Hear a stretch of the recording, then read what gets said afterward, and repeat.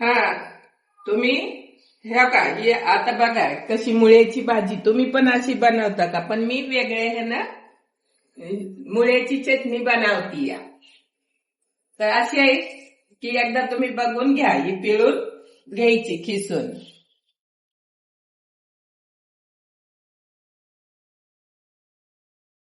पिळून आपण साईडला ठेवू. तर ही राहिलेलं पण पिळून घ्यायचं.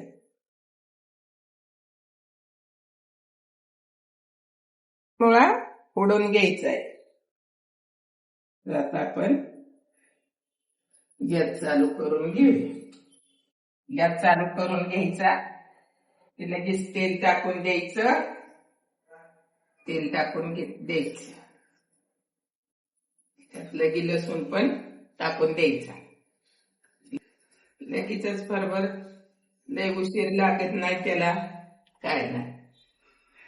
थोडीशी जिरी टाकून द्यायची.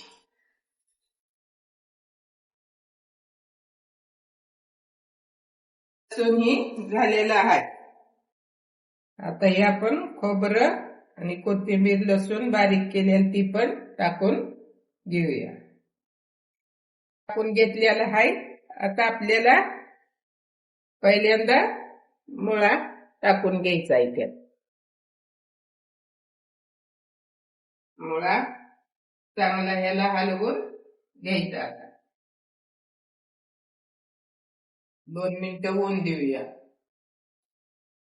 हे आपण मिरची बारीक करून घेतलेली ती टाकून द्यायची. एकदम त्याला बी कडक भाजून घ्यायचं.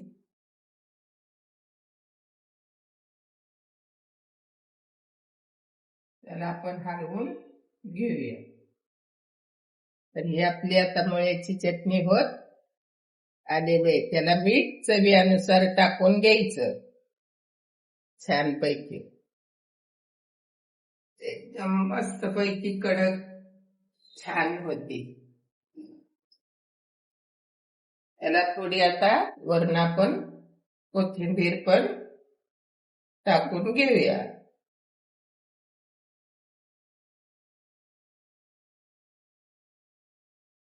एकदम त्याला असं हलवून घ्यायचं.